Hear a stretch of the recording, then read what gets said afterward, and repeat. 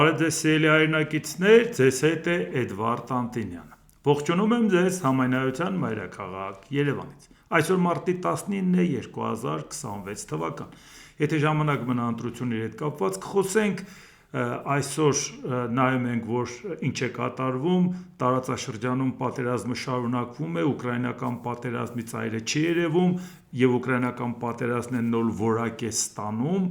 կապված թե ինչ աշխարհակարգ կունենանք այս զարգացումների արդյունքում Ամերիկա-Եվրոպա կոնֆլիկտ ենք տեսնում, պետք է դա էլ գնահատենք, հասկանանք եւ այդ ընթացքում հիմա Նիկոլ Փաշինյանը իր ճեպազորություն որոշակի մտքեր է արտահայտել, որը այնպես չի որ նորություն է, բայց նորությունը ուղղակի նա է, որ այսօրվա իրավիճակում, այս աշխարհակաղակական իրավիճակում արժևը ընտրություններ է, ինչ ենք մենք ակնկալում եւ այս բացատրությունները, այս պարզաբանումների ինչն էր ընդունելի, ինչը ոչ եւ ինչի հետ համաձայն ենք, ինչի հետ ոչ կամ ինչու հենց այս ձևով ընտրություններից առաջ ու աշխարհի այս լարված վիճակում։ Հիմա նայենք, վարչապետ Նիկոլ Փաշինյան, անկախության հռչակագրի եւ մեր սահմանադրության խնդիրը մեր ներքին խնդիրն է, մեր ներքին օրակարգի հարց է, դա անհրաժեշտ է մեզ աշխարհում ճիշտ դիրքավորվելու համար։ Անկախության հռչակագիրը կոնֆլիկտի հռչակագիր է։ Հիմա հասկանանք, ասում է դա մեր խնդիրն է, փոխելը, բայց դա Ադրբեջանը ներկայացրել է որպես նախապայման, որպես պահանջ, այդ իսկ պատճառով ինքը նախաստորագրել է խաղաղության պայմանագիրը, ոչ թե ստորագրել, այնքան է ինքը դա հիմնավոր համարել, որ Ամերիկայի Միացյալ Նահանգների նախագահը, որ կարող էր ամբողջ փառքը իրան վերագրել եւ ասել եկա կանչեցի եւ ստորագրեցին, ինքը համաձայնվեց հիմնավոր համարեց Ադրբեջանի պահանջը, բավարարվեց նախաստորագրությամբ։ Այն դեպքում, երբ որ նախաստորագրությունը ըստ էության ոչինչ էր, որտեղ դրանից առաջ պայմանավորվածություններ կար, արդեն բոլոր կետերը համաձայնեցված էր, վերջնական ասել էին, որ կետերը համաձայնեցված է։ Նախաստորագրերը ընդամենը նա էր, որ այդ համաձայնեցված կետերը չենք փոխելու։ Դա անգամ ասվել էր այդ վերջին ամիսներ առաջ դրանից։ Այսինքն ստացվեց այնպես, որ սա բոլորն էլ հասկանում են, որ Ադրբեջանի պահանջն է։ Նիկոլ Փաշինյանը ժամանակին ասուլիսի ժամանակ, հարցազրույցի ժամանակ հանրային ռադիոյում ասեց, որ եթե մենք նախաբանը չփոխենք, ցլերը մեր վրա կհարձակվեն։ Ինքն էլ այդ ժամանակ կարմիր զգեստով էր։ Գիտենք, ցլերը հետ ինչ կանեին։ Այսինքն այդ շանտաժը գնաց, իրան աջակցող հանրային գործիչներ սկսեցին ասել դուք չեք հասկանում դրա վտանգը եւ այլ եւ այլ։ Եվ դրանից հետո առաջացավ մի այսպիսի խնդիր, որ հասկացավ, որ ժողովուրդը դիմադրում է, դրան ժամանակ է պետք ժողովրդի դիմադրությունը կոտրելու։ Հիմա կամաց, դե մենք խաղաղություն ենք բերում, ուրիշները պատերազմ են ուզում, եթե մենք սա չանենք, պատերազմ կլինի, այս անենք, այն անենք, պատերազմ կլինի, խաղաղություն, ժողովրդին ասին դուք պատերազմ եք ուզում, մենք խաղաղություն ենք բերել եւ հանգեցին եկան նրան, որ Ադրբեջանի պահանջը դարձավ մեր ներքին խնդիրը, մենք դա փոխում ենք պատահաբար, զուգադիպել է, որ այն ինչ որ մեր երկրի համար շատ լավ է, Ադրբեջանի նախագահն էլ է գտնում, որ դա մեր երկրի համար շատ լավ է։ Այսինքն Նիկոլ Փաշինյանը մի քաղաքականություն է առաջ տանում, որը ուղղակիորեն բխում է Ալիևի ցանկություններից ու պահանջներից։ Լուրջ հավատում եք դրան։ Հիմա հարց։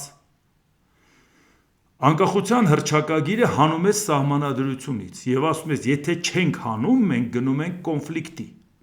Հանեցիր, գնացիր ընտրության ժամանակ ստացար քո ձայները։ Ենթադրենք հաղթել ես։ Հետո դնում ես հանրաքվեի, որովհետեւ Ալիևին խոստացել ես։ Հանրաքվեի ես դնում ու ժողովուրդը չի քվեարկում, ինչ ենք անում։ Ժողովրդի այդ հանրաքվեին 700,000 ձայնը շատ լուրջ թիվ է հանրաքվեի համար։ Չի տալի ժողովրդի այդ ձայնը, ինչ է ստացվում։ Ժողովուրդ դուք մեղավոր եք, դուք պատերազմ եք ուզում։ Դե մենք ինչ անենք։ Եթե դուք խաղաղության օրակարգով ինձ ընտրեցիք, բայց ինձ չօգնեցիք, որ այդ չէ որ ես սահմանադրության նախաբանից հանել էի անկախության հռչակագիրը, նշանակում է ձայն տալով ինձ դուք ավտոմատ կերպով ձեր հավանությունն եք տվել այս սահմանադրությանը, բայց ինչի հիմա ձայն չեք տալի։ Բայց մի հատ դուք նայեք իրանք ինչքան ձայն են ստացել։ Իսկ դուք կարծում եք, որ հիմա ավելի շատ ձայն են ստանալու, քան 2021-ի, Բայց նույնիսկ ձեր ստացած ձայնը, ովքեր ձայն են տվել Նիկոլ Փաշինյանին, այն դեպքում, որ անձի ընտրությունը կամ կուսակցության ընտրությունը նրա լիդերով, շատ ավելի ակտիվ ձևով մարդիկ մասնակցում են այդ process-ին, հանրաքվեի նկատմամբ մեծ ակտիվություն չկա, օբյեկտիվորեն մեծ ակտիվություն չկա, բայց դուք պատկերացրեք, որ մարդը ուղղակի հանրաքվեի չի գնում եւ այդ բավարար չափով ձայնը չի տալիս, այսինքն մենք քվեարկում ենք պատերազմի օգտին, որովհետեւ տեսեք, Սահմանադրական դատարանն ասել է,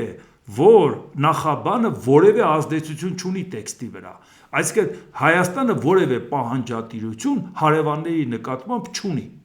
Նիկոլ Փաշինյանը պարբերաբար դա կրկնել է, որ այս անկախության հռչակագիրը ըստ էության ոչ մի բան է, սիմվոլիկ մնացել է նախաբան, եւ դա հղում է արել Սահմանադրական դատարանին։ Հիմա երբ որ ինքը ասում է, չէ, այդ ինչ եք ասում, դա այդպես չի։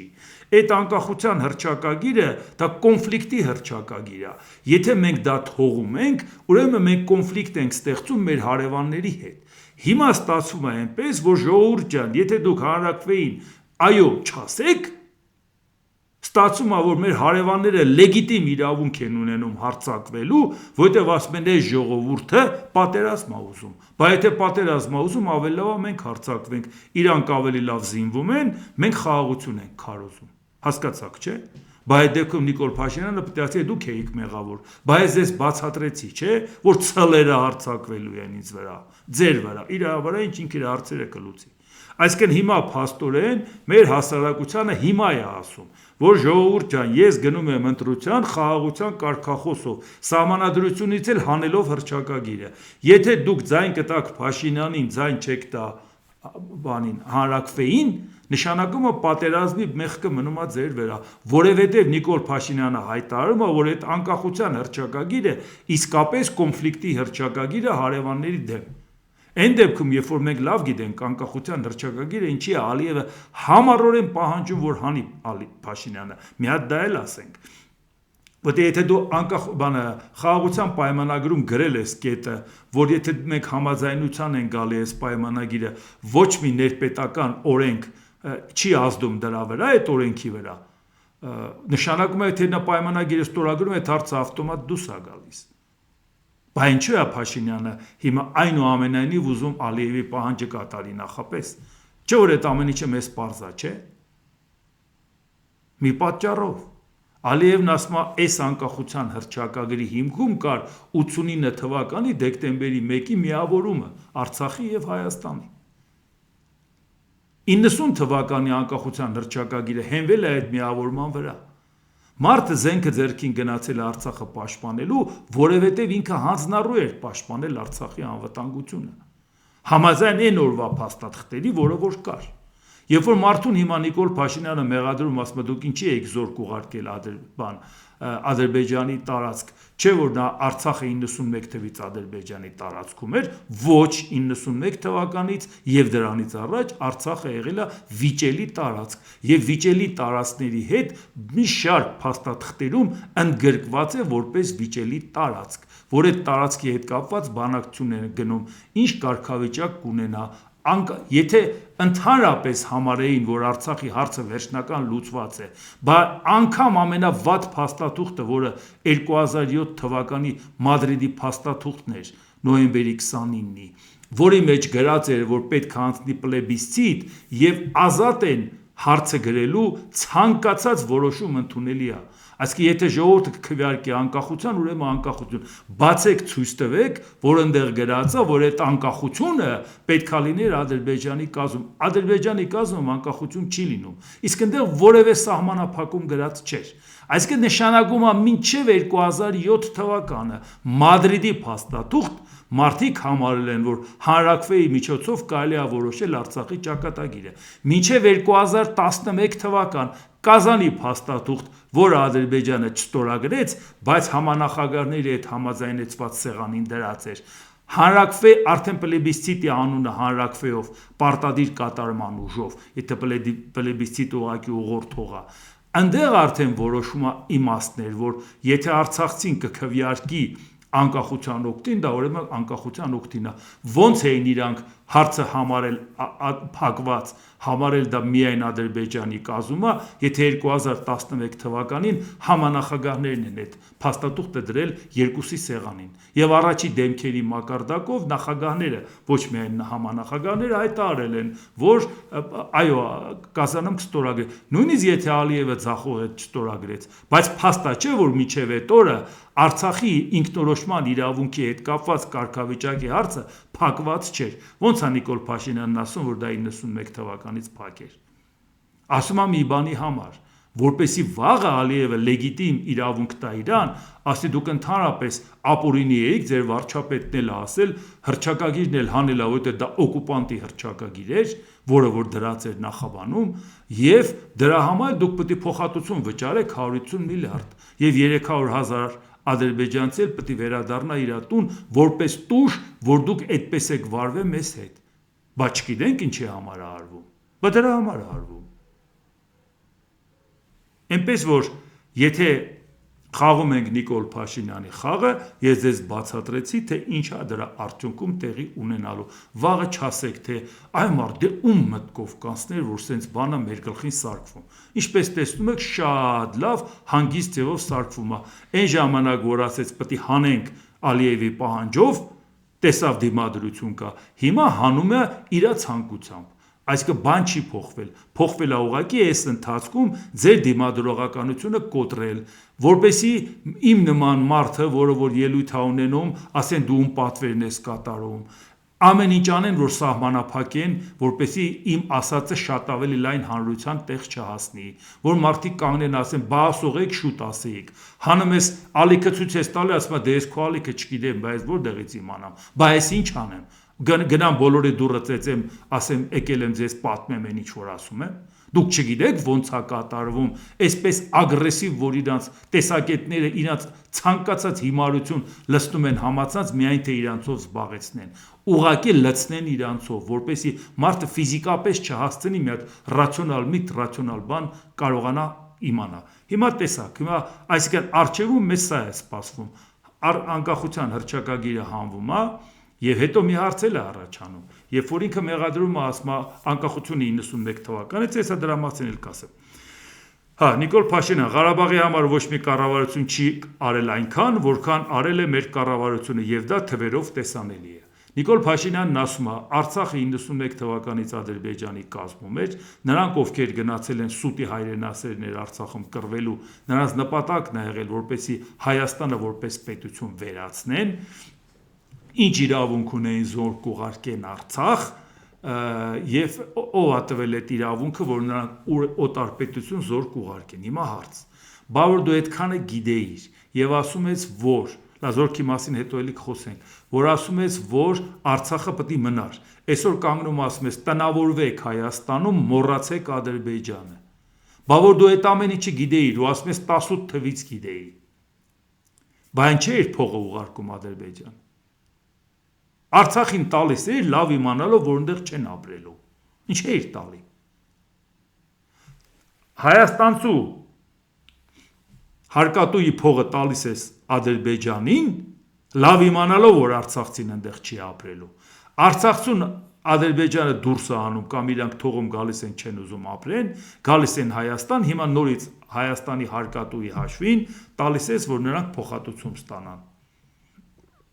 Արդյունքում ստացվում է այնպես, որ հայաստանցին դժգոհում է, թե այդքան զոհ տվեցինք, էս արեցինք, այն արեցինք Արցախի համար, այդքան կոմունիկացիոն հնարավորություններից դուրս մնացինք, այս ամեն ինչը զրկանքները կրեցինք, հիմա արդյունքում ստացվում է արցախցին էլ եկել է, հայաստանցին դժգոհ է, թե էս ինչ բերեցիք մեր գլխին, արցախցին էլ եկել է, ասում է դուք մեզ չօգնեցիք, մենք տնից զրկվեցինք։ Ինչու է այս չհասկացվածությունը։ Այս չհասկացվածությունը գալիս է իշխանության վարած քաղաքականությունից, որտեղ ինքը չի ցանկանում, որ պարզաբանվի Արցախցուն ասի հայաստանցին ինչով է մեղավոր, ինչ չի արել Արցախի համար, ինչու՞մ է պրոբլեմը։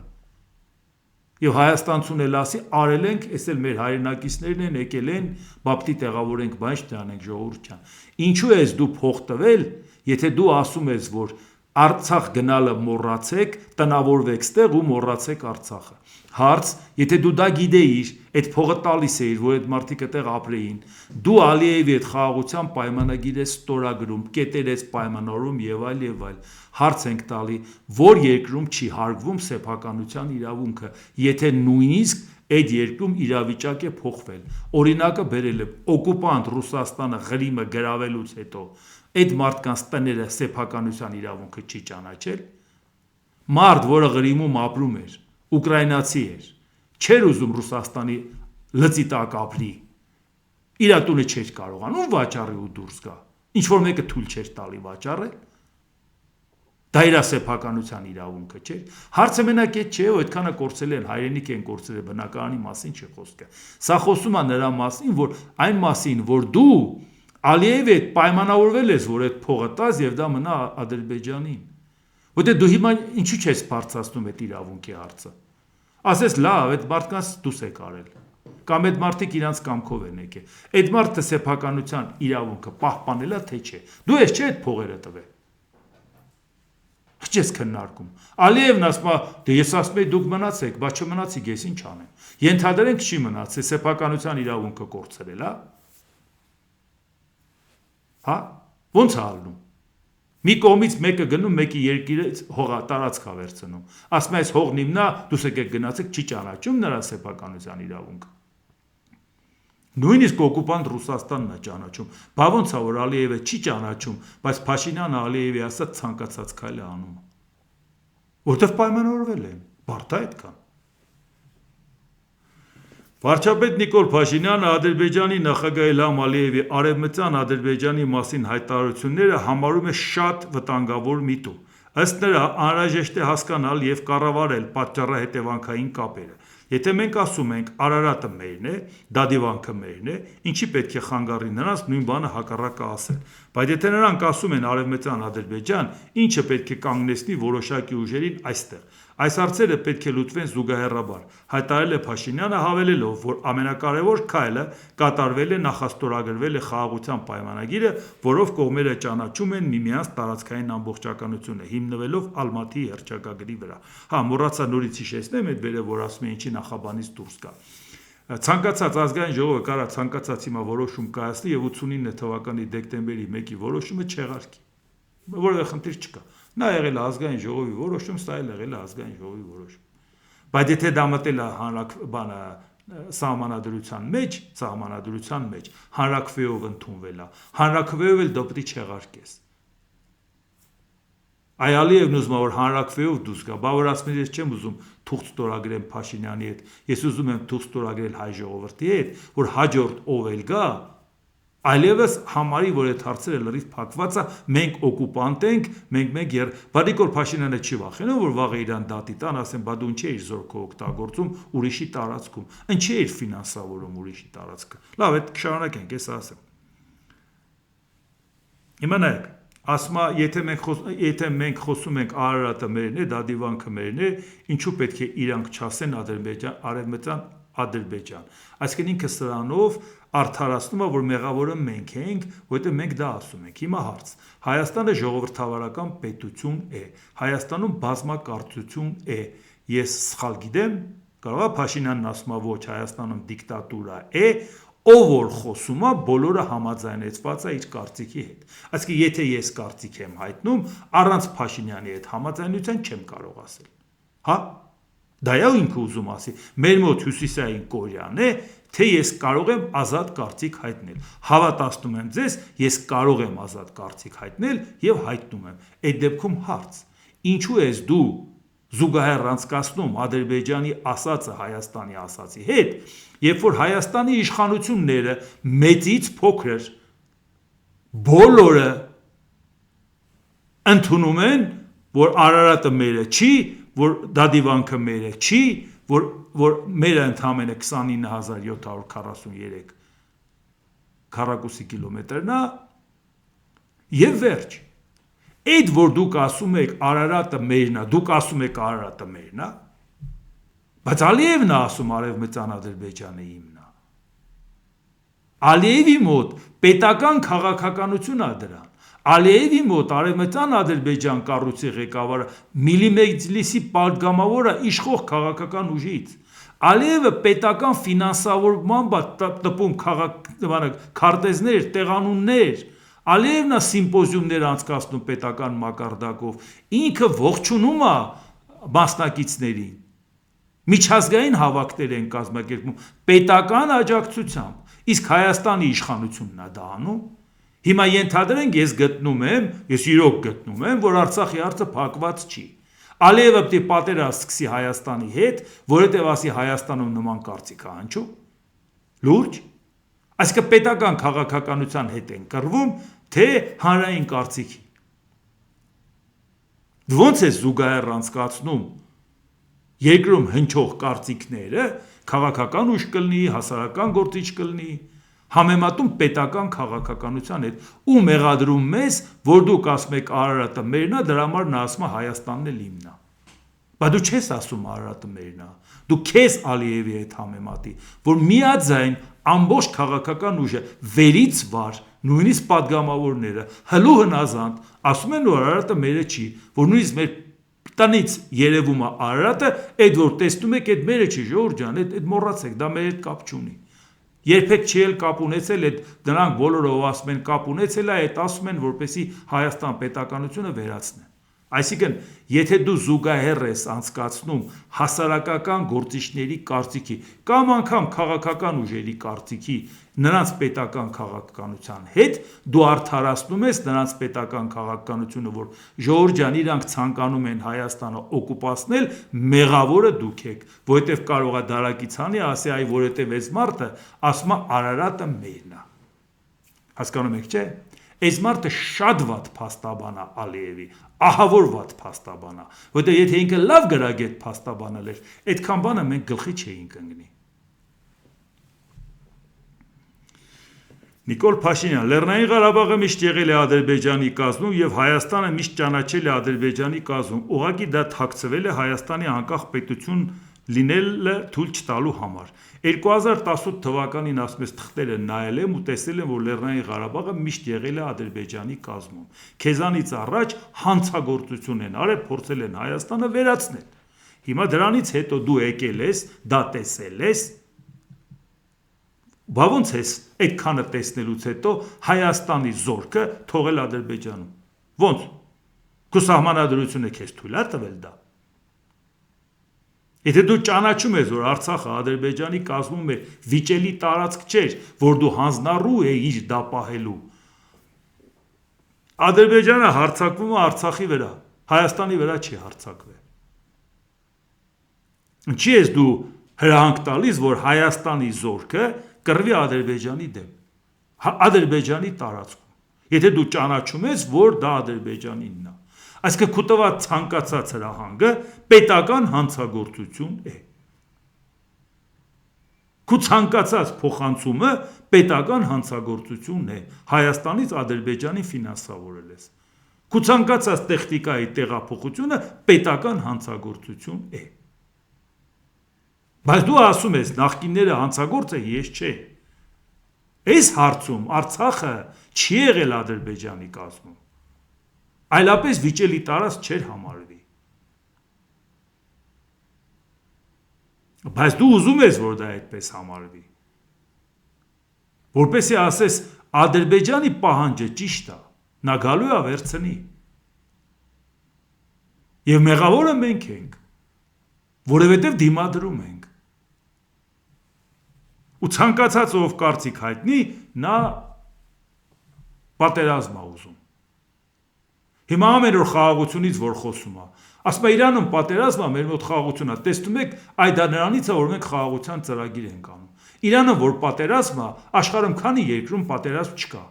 Պատկերացնում եք բոլոր երկրի ղեկավարներն ասեն ժողովուրդ ջան, մի հատ սրտի կանեն ու գրեն բոլոր Երևան քաղաքի բոլոր շենքերի պատերը ողողեն խաղաղության սրտիկով եւ կանեն ասեն ժողովուրդ ջան, մեր ճկուն քաղաքականության պատճառով վերջապես հասանք նրան, որ մեր մոտ խաղաղություն է։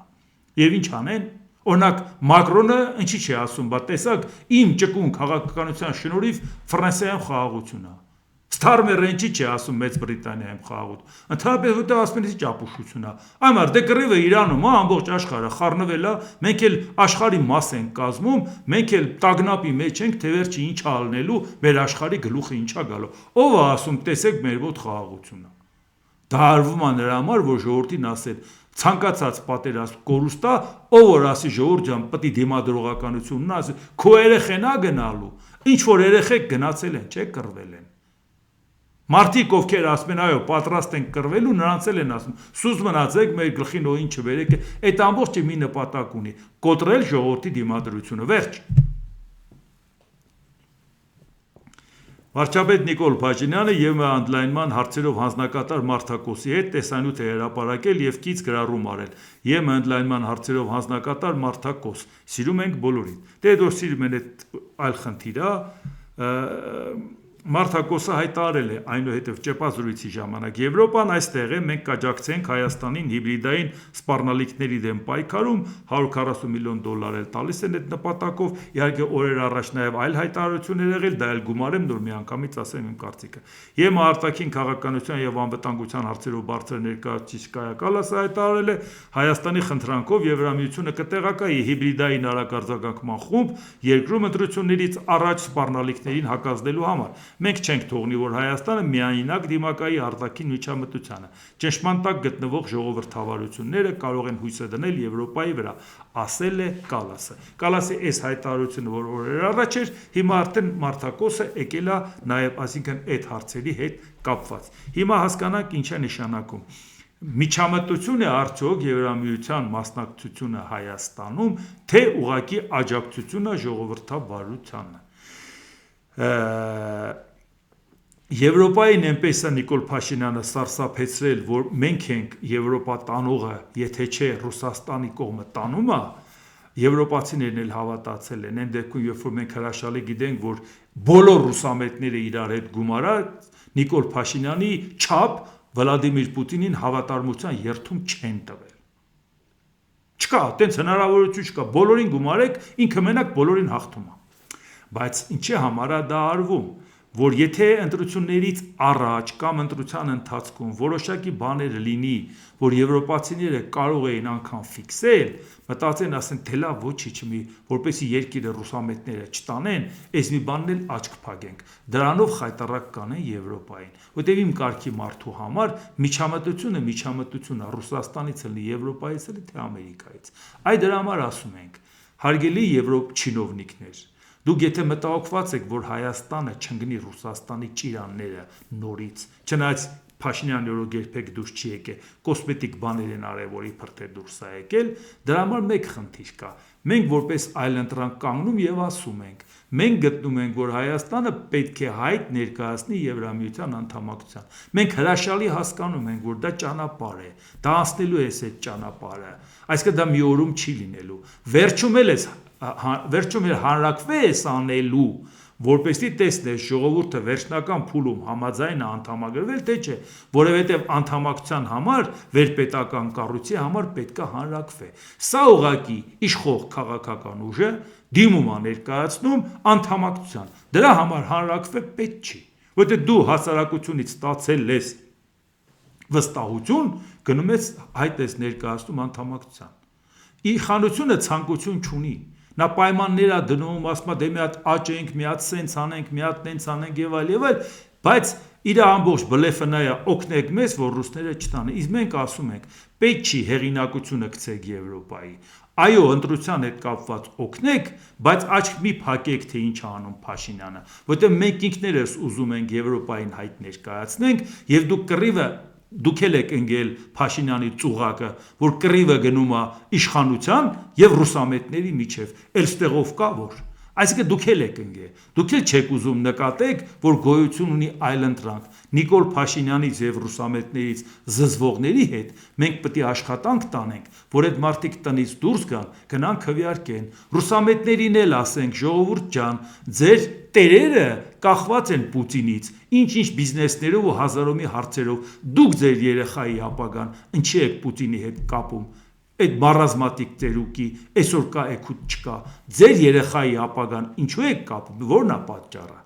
Ձեր երեխան գնում է աշխարհաման գալիս, երբևիցե ձեր երեխան գնում է Ռուսաստանում, տուրիստ Ռուսաստան է գնում։ Կամ եթե Ռուսաստանում են չեն տեսնում, այնտեղ վիճակը ինչ է։ Ձեր երեխան, որ բնագրից անգլերեն կարդում է եւ աշխարհի ինֆորմացիան ստանում է, գնում է մանա գալի, բարձրաճեք բուհերը թուվելուց Եվրոպա է գնում, Ամերիկա է գնում, թե Ռուսաստան է գնում։ Այսինքն ձեր երեխայի ապագան դուք այսօրվա ձեր քվեարկությամբ ինչի եք հանձնում Ռուսաստանին։ Սա ենք չի ասում։ Եվ դրա համար ասում ենք, մարդա կոսը կլնի, կայա կալասը կլնի, թե ով կլնի, իմացեք, որ այստեղ եվրոպական ինտեգրացիայի համար կռիվ տվող գաղափարական մարդիկ կան, որ 20 տարուց ավել, 20 տարուց առաջ դե հնարավոր չէ, դեպի մեզանից առաջ Վրաստանը պայմանավորվեր, չէ,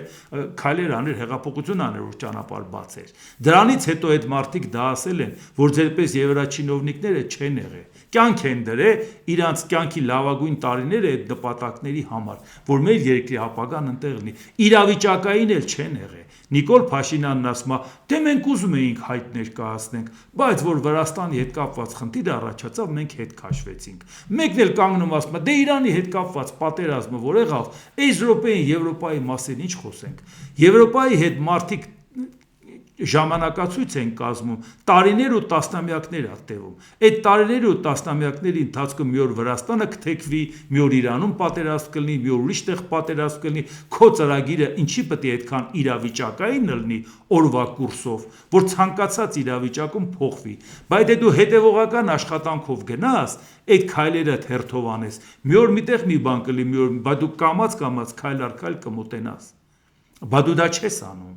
Դու ոչ միայն դա չես անում, դու ասոցիացված համաձայնագրից Հայաստանը հրաժարվեց 13 թվականին, հետո 17 թվականին համապարփակ ընդլայնված գործընկերությունը Եվրամիության հետ եղավ։ 2017 թվականին, երբ որ դա եղավ, մենք արդեն ԵԱՏՄ անդամ էինք 15 թվականի հունվարի 2-ից, 13 թվականից էլ մաքսային միության։ Այսինքն մենք այդ ժամանակ ընդհանրապես կարող էինք դա կնքել, որովհետև արդեն համակարգի անդամ էինք։ Դրանից հետո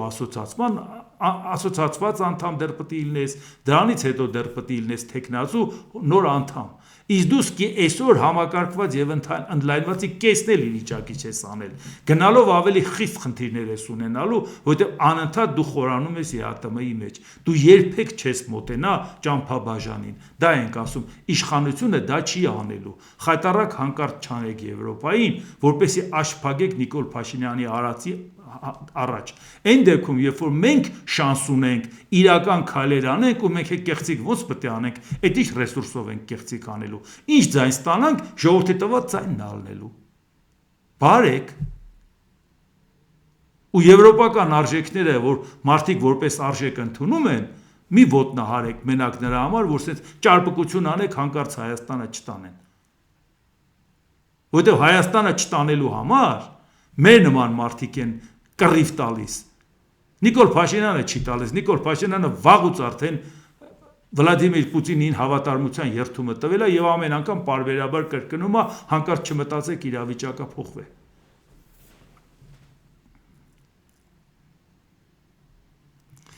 Հիմա տեսնենք ինչ է կատարվում, ինչքան որ կհասցնենք, բանից խոսենք։ Washington Post-ը հայտնում է, Պենտագոնը խնդրել է Սպիտակ տանը հաստատել ավելի քան $200 միլիարդ հայտ կոնգրեսին ներկայացնելու համար։ Իրանում պատերազմը ֆինանսավորելու նպատակով։ Սա հսկայական նոր պահանջ է, որը գրեթե անկասկած կբախվի հակամարտությանը դեմ հանդես եկող օրենսդիրների դիմադրությանը։ Սպիտակ տան որոշ պաշտոնյաներ չեն կարծում, թե պաշտպանության նախարարության հայտը կոնգրեսում հաստատվելու իրատեսական հնարավորություն ունի։ Դոնալդ Տրամպը կարծում էր, որ պատերազմը այսօր սկսել է, երեկոյան ավարտվելու էր։ Հետո մի 4 շաբաթ էր պետք, հիմա 200 միլիարդ է պետք։ Դա նշանակում է, որ նրանք ուղղակի չեն տեսնում պատերազմը ոնց են դադարեցնելու։ Իսկ այդ անորոշությունը պատկերացնում եք, նաև ինչ խնդիրներ է առաջացնում։ Նաև մեր երկրի համար, որտեղ դա մեր հարևանությամբ է կատարվում։ Իրանի արտգործնախարար Աբբաս Արաղչին գրել է. այս 200 միլիարդ դոլարը միայն այսբերգի գագաթն է։ Սովորական ամերիկացիները կարող են շնորհակալություն հայտնել Բենյամին Նեթանյահուին և կոնգրեսում նրա կամակատարներին տրիլիոնավոր դոլարների հասնող Իսրայելն առաջնահերթն է հարկի համար, որը պատրաստվում է հարվածել ԱՄՆ-ի տնտեսությանը։ Իհարկե մի հատ էլ նորից Սենատը որոշեց արգելափակել Թրամփի որոշումները պատերազմի հետ կապված, համարելով, որ ինքը իր լիազորությունից դուրս եկավ, բայց հերթական անգամ նորից կարողացան հանրապետականները անցկացնել, բայց օգնել Թրամփին, բայց մի խնդիր է, նոյեմբերի 3-ին ինչ եք անելու։ Կոնգրեսի ստորին պալատի ընտրություններ և 1/3-ով ռոտացիա Սենատում։ Ինչ եք անելու։ Եթե դուք գնալու եք ի պաշտպանություն Թրամփի, դուք ձախողված եք։ Եթե դուք գնալու եք ոչ ի պաշտպանություն Թրամփի, որ ընտրվեք, դրանից հետո կտրուկ փոխվելու է ուժերի հարաբերակցությունը կոնգրեսում։ Եվ Թրամփը ոչինչ չի անելու նոյեմբերի 3-ից հետո։ Ոնց է ալնելու իրավիճակը։ Սրատակից ոնց եք դուրս գալու։ Այս պատերազմը ոնց եք արդարացնելու։ Ռուսաստանի Դաշնության նախագահի մամուլի քարտուղար Դմիտրի Պեսկովը հայտնել է. Ռուսաստանի և Ուկրաինայի բանակցային գործընթացը ԱՄՆ-ի միջնորդությամբ դադարի մեջ է։ Երկու խմբերն աշխատում են առանձին օրակարգերը տարբեր են։ Արտասահմանյան երկրների հետ ներդրումային տնտեսական համագործակցության գծով Ռուսաստանի Դաշնության նախագահի հատուկ ներկայացուցիչ Կիրիլ Դմիտրիևը շարունակում է աշխատել։ Եռակողմ խումբը դադարի մեջ է, ասել է Պեսկովը։ Այսինքն բիզնես պրոյեկտը Ամերիկայի հետ Ռուսաստանն անում է, բայց Ուկրաինայի հետ կապված չեն բանակցում, որտեղ սպասում են հասկանան ի վերջո հիմա Ուկրաինայի հակաօդային պաշտպանության զենքը կպակասի թե չէ, ինչ տեղի կունենա, այլևս եթե Իրանը չի օգնում դրա հետ կապված ինչ կլինի Ռուսաստանի վիճակը։ Այսինքն փաստորեն ստացվել է, որ միայն բանակցում են ինչ առնենք ծախենք, բայց չեն բանակցում, թե ի վերջո ոնց անենք պատերազմը ժամ առաջ դադարեցնենք։ Այն դեպքում, երբ որ Ռուսաստանն ասում է Եվրոպան պետք է չխառնվի։ Գերմանիայի կանցլեր Ֆրիդրիխ Մերցը պնդում է, որ եվրոպական պետությունները պետք է մասնակցեն Ուկրաինայում խաղաղ կարգավորման վերաբերյալ բանակցություններին։ Անթույլատրելի է, որ բանակցությունները անցկացվեն Ուկրաինայի և եվրոպացիների գլխավերևում, միայն Ռուսաստանի և ԱՄՆ-ի միջև, հայտարարել է կանցլերը։ Առավել ևս այն ժամանակ, երբ որ Թրամփն ասում է, ես ինչ գործ ունեմ օվկիանոսի ծենքում, դա ձեր խնդիրն է, բա դա իրանց խնդիրն է, դու ես բանակցում։ Մերցը նաև կոչ է արել ուժեղացնել ճնշումը Մոսկվայի վրա ԱՄՆ-ի և եվրոպական գործընկերների համատեղ ջանքերով։ Ուկրաինայում արդար խաղաղության հարցը ամբողջ Տրանսատլանտյան տարածքի անվտանգության, ազատության և խաղաղության հարց է։ Խոսքը ոչ միայն մեծ եվրոպական երկրի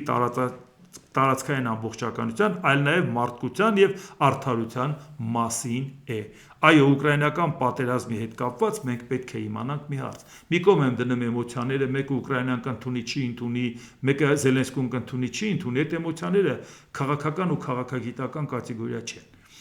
Խնդիրը սա է։ Եթե մենք համարենք, որ Տրամփի ճնշմամբ Ուկրաինան զիջելու է, մենք ինչ արդարացում ենք ունենալու, եթե չի հարգվում թույլի իրավունքը։ Եթե ուժերն է որոշում, ինչ իրան հասնում է, վերցնում է, որովհետև մի կողմից էլ Տրամփը արդեն օկուպացիայի է անցել։ Ոնց Հայաստանի շահերը պաշտպանող մարդ, ես, հրապարակային մարդ, ոնց ենք մենք մտածելու, որ այդ քարտեզի վրա տեղավորվելու ենք, ումից ենք մեր անվտանգությունը սպասելու։ Այն Տրամփի, որը ուժերի ընկերն է, այն Տրամփի, որը հիանում է դիկտատորներով,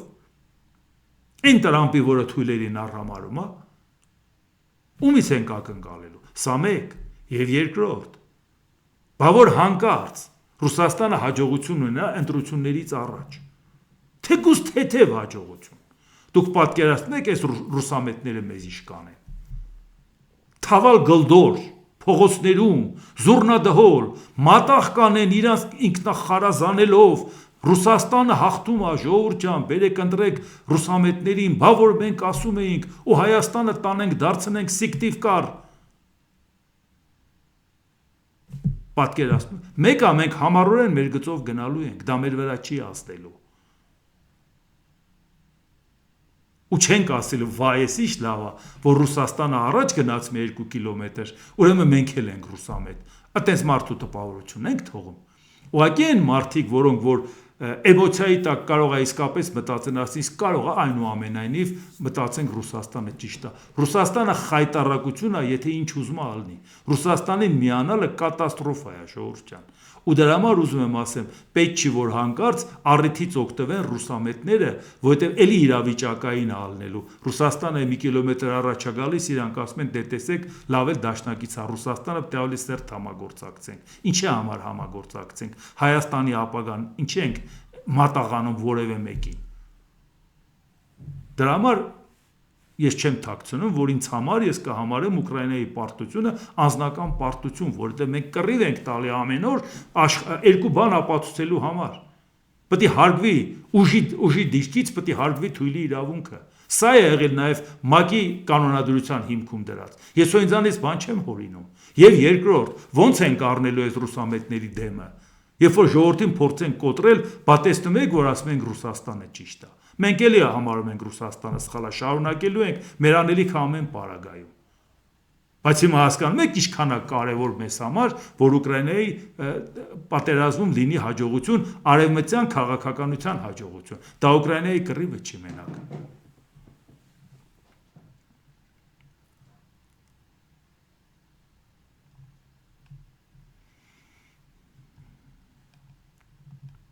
Դա Նիկոլ Փաշինյանը մեր ժամանակահագին տարավ, չեմ ուզում շատ թեմաներ կա,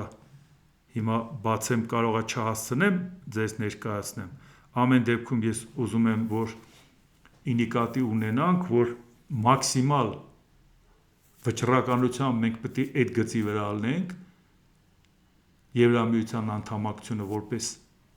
գլխավոր հարց։ Գիտեք, ինչ մեծ դժվարությամբ փորձում են, չէ՞, մեր վրա աշխատեն, որ այ տեսեք սրա պատվերն են կատարում, նրա ինչի երկու կողմին է ձեռնտու չի այսպիսի քաղաքականություն, որը մենք տանում ենք, որը ներկայացնում է Հայաստանի Շնորհապետական կուսակցության նախագահ Գուրգեն Սիմոնյանի գլխավորությամբ, եւ այդ ընտրացուցակի մեջ ներգրաված եմ լինելու նաեւ ես, մենք պայմանավորվել ենք միասին մասնակցել։ Ինչի են իրանք ծանր տանում դա, որովհետև մենք ասում ենք, ժողովուրդ ջան, եթե դուք տանը նստեք ու չմասնակցեք, այս երկու կողմը հույս են ունենալու, որ իրանց 30%-անոց ռեսուրսը կդառնա 50։ Ամեն ինչ պետք է անեք, որ ձեր մասնակցությամբ իրանք որևէ շանս չունենան այդ 30%-ը, որ ավելանա, որտեղ ձեր պակաս մասնակցության վրա է դա կառուցած։ Այսինքն դրանց ամբողջ նպատակը դա է, որ դուք հիասթափված տանը նստեք, որտեղ ձեզ ասում են, դե Նիկոլ Փաշինյանին չեք ընդունում, ռուսամետներին չեք ընդունում, այլ ընտրանք գոյություն չունի, ժողովուրդ ջան։ Այնա, այս երկուսն է։ Դուք էլ ասեք, դե որ այլ ընտրանք չկա, ինչի համար գնանք։ Ժողովուրդ ջան, ձեր գնալով, ձեր ձայնով ստանանք դա ոչ մեկին չմիանալով, մենք կոտրելու ենք իրանց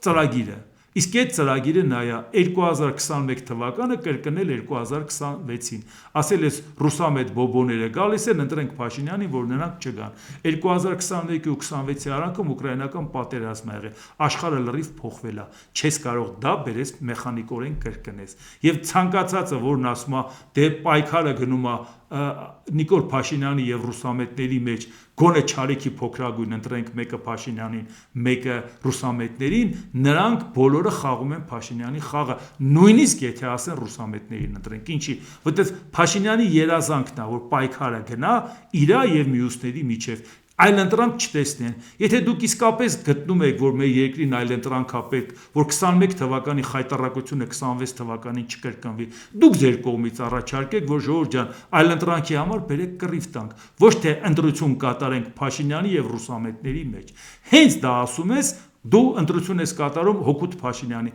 ու պետք չի խաղեր տալ։ Մենք տես բաները հրաշալի հասկանում ենք։ Դե ինչ, այսօր այսքանը, եթե հավանեցիք սեղմեք լայք կոճակը, բաժանորդագրվեք Էդվարդ Անտինյա YouTube-յան ալիքին, սեղմեք զանգակ կոճակը, գրեք մեկնաբանություններ, գրեք հարցեր, դիտեք եւ դատեք ինքներդ։ Շնորհակալություն։